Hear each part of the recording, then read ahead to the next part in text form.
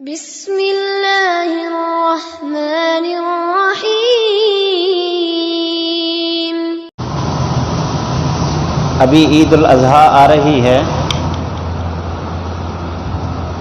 ویسے تو ائمہ حضرات عید الفطر اور عید الاضحیٰ کی نماز سے پہلے نماز کا طریقہ تفصیل کے ساتھ سمجھاتے ہیں،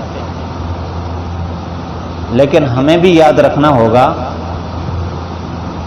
اور یہ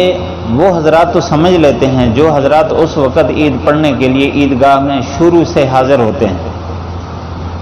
لیکن بہت سارے احکام ایسے ہیں جن کا اس سے پہلے سمجھنا ضروری ہے۔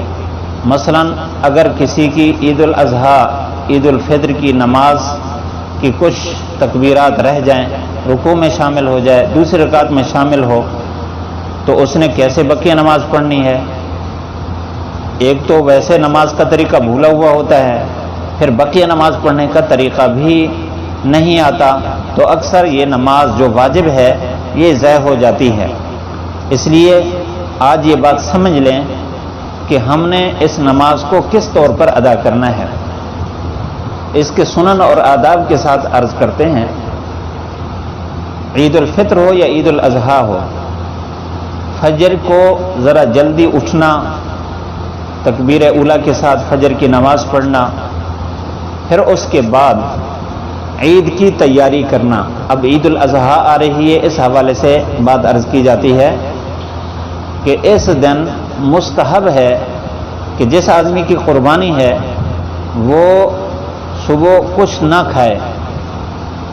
اپنے کھانے کی ابتدا اپنی قربانی کے گوشت سے کرے۔ اس لیے صبح کھانا پینا کچھ نہیں، سب سے پہلے غسل کرے، کپڑوں میں سے اچھے کپڑے پہنے، غسل کرنے سے پہلے مسواک بھی کرے، وضو کرے، سنت کے مطابق غسل کرے، اچھے کپڑے پہنے اور خوشبو لگائے، پھر عیدگاہ یا مسجد جہاں عید پڑھنے جانا ہے تو راستے میں تکبیرات کہتا ہوا جائے، اللہ اکبر لا الہ الا اللہ واللہ اکبر وللہ الحمد، اور آواز سے تکبیرات کہتا ہوا جائے،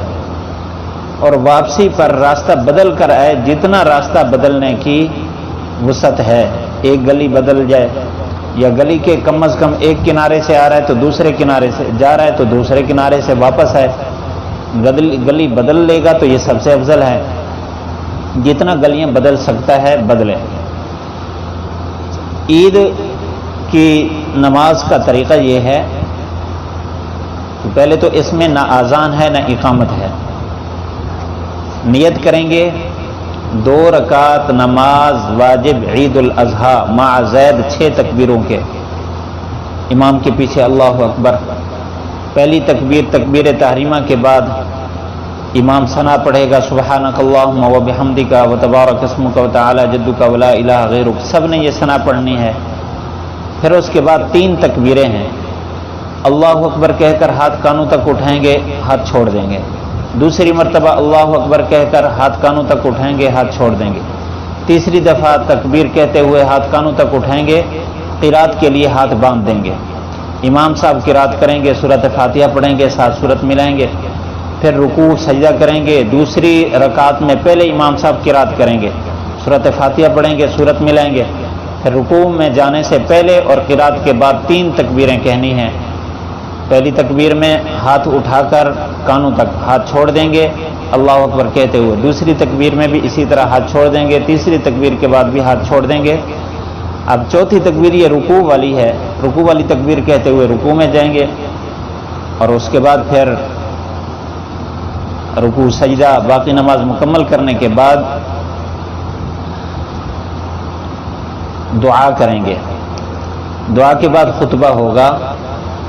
فقہا نے افضل صورت یہی لکھی ہے، البتہ اگر کوئی آدمی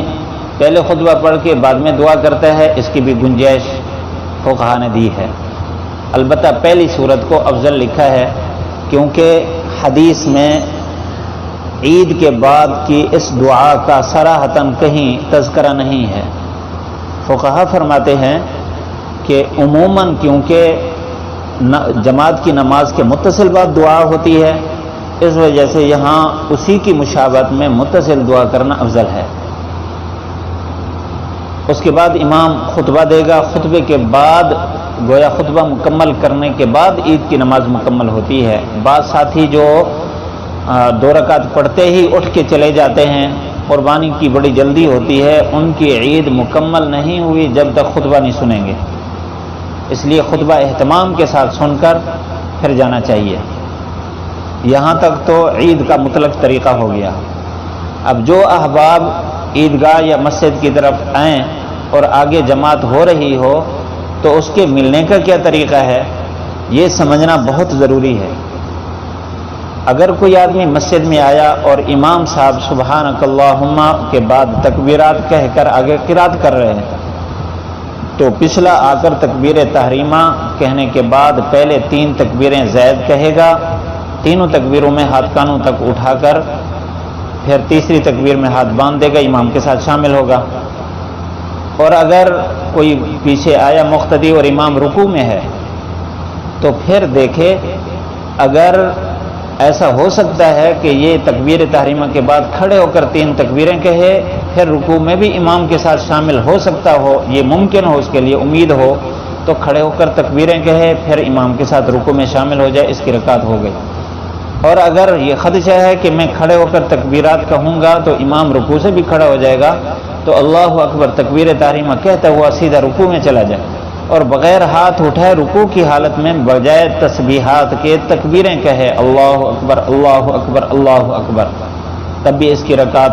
ہو گئی، یہ امام کے ساتھ پہلی رکعت میں شامل ہو گیا۔ اگر کوئی آیا اور امام رکوع سے کھڑا ہو گیا تھا تو اب اس کے بعد امام کے ساتھ شامل ہو جائے، لیکن اس کی پہلی رکعت رہ گئی ہے، اس کو آتے ہی تکبیرات کہنے کی ضرورت نہیں ہے، امام کے ساتھ شامل ہو جائے۔ اب دوسری رکعت امام کے ساتھ پڑھے گا، دوسری رکعت میں امام نے پہلے قرات کرنی ہے، آخر میں تکبیرات کہنی ہے، مقتدی بھی پوری اقتدا کرے گا۔ اب امام جب سلام پھیرے تو یہ کھڑا ہو جائے، کھڑے ہو کر یہ بھی پہلی رکعت کو ایسے ہی پورا کرے جیسے امام نے دوسری رکعت کو پورا کیا، یعنی پہلے قرات کرے، اس کے بعد آخر میں تکبیریں کہے، پھر رکوع سجدہ کرے۔ اور اگر دوسری رکعت میں بھی رکوع میں شامل ہوا ہے تب بھی اس کے لیے گنجائش ہے، طریقہ وہی ہے۔ اگر اس کو گنجائش محسوس ہو رہی ہے کہ کھڑے ہو کر تکبیرات کہہ کر پھر رکوع میں شامل ہو سکتا ہے تو کھڑے ہو کر تکبیریں کہے، ورنہ اللہ اکبر تکبیر تحریمہ کہتے ہوئے سیدھا رکوع میں چلا جائے اور رکوع کی حالت میں 3 تکبیریں کہے تو گویا یہ دوسری رکعت میں امام کے ساتھ شامل ہو گیا ہے۔ اب پہلی رکعت کو جیسے پہلے عرض کیا ہے اسی طرح ادا کرے، یعنی پہلے قرات کرے گا، سورۃ فاتحہ پڑھے گا، سورت پڑھے گا، اس کے بعد آخر میں پھر تکبیرات کہہ کر رکوع سجدہ کرے۔ یاد رکھیں جس کی پہلی رکعت رہ گئی ہو تو پھر وہ امام کے سلام پھیرنے کے بعد پہلی رکعت کو ایسے ادا کرے جیسے امام دوسری رکعت ادا کرتا ہے، کیونکہ امام نے دوسری رکعت میں تکبیرات آخر میں کہی ہیں۔ اگر یہ پہلی رکعت جس طرح امام کے ساتھ پڑھی جاتی ہے اس طرح ادا کرے گا تو یہ تکبیرات جمع ہو جائیں گی، یعنی دوسری رکعت میں آخر میں اور پہلی رکعت اس نے ادا کی تو شروع میں آ جائیں گی۔ اور اصول ہے کہ عید کی نمازوں میں تکبیرات کو جمع نہیں کیا جائے گا، اگر دوسری رکعت میں تکبیرات آخر میں ہیں تو پہلی رکعت پڑھتے ہوئے بھی آخر میں کریں گے تاکہ تکبیرات آپس میں جمع نہ ہوں، یعنی پہلی رکعت کے آخر میں اور دوسری رکعت کے شروع میں، تو یوں اس طرح جمع نہ ہوں۔ یہ طریقہ ہے نماز میں شامل ہونے کا۔ اگر کوئی آیا عیدگاہ یا نماز مسجد میں اور امام صاحب اتحیات میں پہنچے ہوئے ہیں تو بہتر ہے کہ دوسری جگہ جا کر عید پڑھے، وہاں نہ پڑھے۔ اور اگر ممکن نہ ہو دوسری جگہ، ایسا علاقہ ہے کہ ایک ہی جگہ عید ہوتی ہے، تو پھر وہ جس طرح امام عام نمازوں میں